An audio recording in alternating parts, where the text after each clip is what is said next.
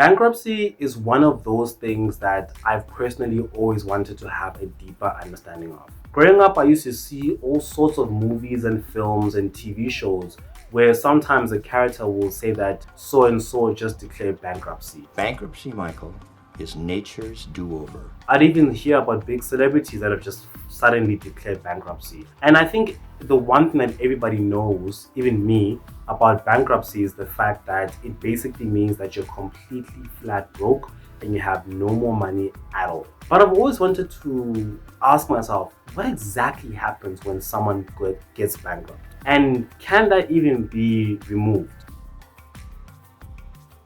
Welcome to Financialize. My name is Wayne Clovu, and I make videos on personal finance, business, economics, and everything in between to help you and myself understand how we exist in an economy, how to improve ourselves, and how to get ahead of the curve. So if you like that, if that seems like your speed, please like, comment, and subscribe. And thank you so much for tuning in. The name that we use for bankruptcy is sequestration. So what exactly is sequestration? What exactly is bankruptcy? It's the same thing, but what exactly is it? It's basically the act of a court to help you pay off your debts by selling your assets for you and paying your creditors. So you're gonna approach the court and say, hey guys, look, I can't pay my creditors and I need help, serious help. The High Court will decide to help you, and then they sell all of your assets at an auction, and then the money that they generate from that goes to your creditors, and then that's it. That's basically the idea behind it, but it actually goes a lot deeper than that. During my research, I realized the fact that, or I discovered the fact that there's actually two types of bankruptcies or sequestrations. There's the voluntary one and there's the not so voluntary one. So let's get started with the first one. Voluntary sequestration is also called voluntary surrender. This basically is when a person says that they're going to file for bankruptcy. They themselves file for bankruptcy, meaning it's voluntary. Whenever you do that, the idea is pretty much simple. You've declared yourself to be insolvent. That's another way of putting it. You've declared yourself insolvent, you've approached the courts, and you've said to the courts, I don't have any idea how I'm going to pay off my creditors. I owe this amount of money to so and so and so and so. This is what I own. Help me. Help me! Help me! Nigga!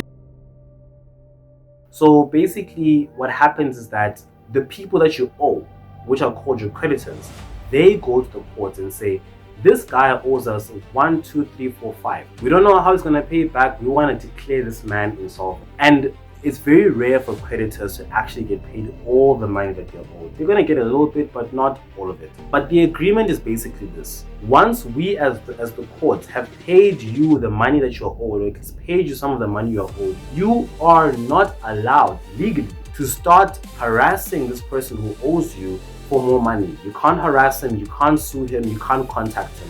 All communication needs to happen through the courts. But as great as that may sound, a lot of people need to think twice before even thinking of going insolvent, voluntary surrendering, or declaring bankruptcy. You need to think twice about that. And here's why. Things don't really stop after you approach the courts for help. It gets worse from that point onwards. The courts decide to appoint a trustee. This is basically going to be a person who acts as a representative for the courts, and is going to serve as the bridge between you and the courts. If the court's going to say something, you're going to hear it from your trustee. But on top of that, this person also serves as a bridge between you and your creditors. So they can't communicate to you without going through the trustee. Now, I'm simplifying as much as I possibly can here. I'm oversimplifying, especially with this part. But what essentially happens is that your trustee takes complete control over your estate. Your estate is basically everything you own versus everything that you owe.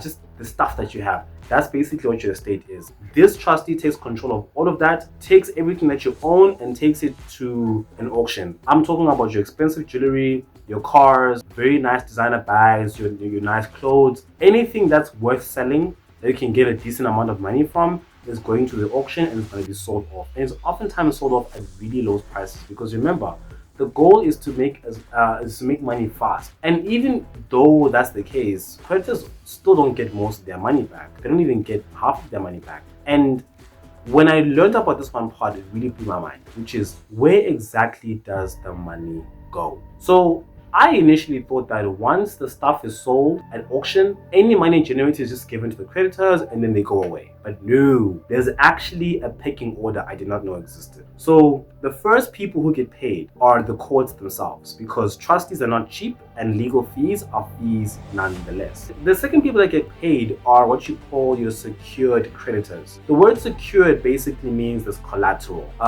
Basically meaning that if you can't pay back this money, there is something that we can take from you. An example of this would be car financing. Car financing, you're given a loan to buy a car brand new, right? So obviously if you can't pay, if you can't continue the payment for the car gets taken. So the bank doesn't lose that much. The car itself is the collateral. The third people are what they call your preferential creditors. Basically the creditors that are preferred. Wow. These are people who are a special case. Example of this would be SARS if you're owing on taxes, or your employees if you owe people money. And then your last people who get paid are going to be your unsecured creditors. Those are going to be credit cards, store accounts, like your Mr. Price store account. Those guys get paid last. Okay, that's done and done. They've all been paid. Is everything okay now? No, not really. It's only going to get worse from here, because essentially what happens is this. The moment you file for bankruptcy, there's a stamp that's made on your credit report. And now whenever you draft out your credit report, it'll always say that you've once been sequestrated. That's going to stick there for a long ass time. And that stamp is going to prevent you from doing all sorts of things. 100% is going to make borrowing a lot more difficult, because it's something you need to disclose every single time. We won't be able to borrow any kind of money. If you want to enter any kind of business deals, or you might be making money, or you might be taking on more debt, you need to run that by the courts first. They need to be okay with it before you can do that. If you win the lottery while you're being sequestrated, that lottery money needs to go straight to the trustees and to your creditors. Okay, fine. Can you get this removed? Well, you can.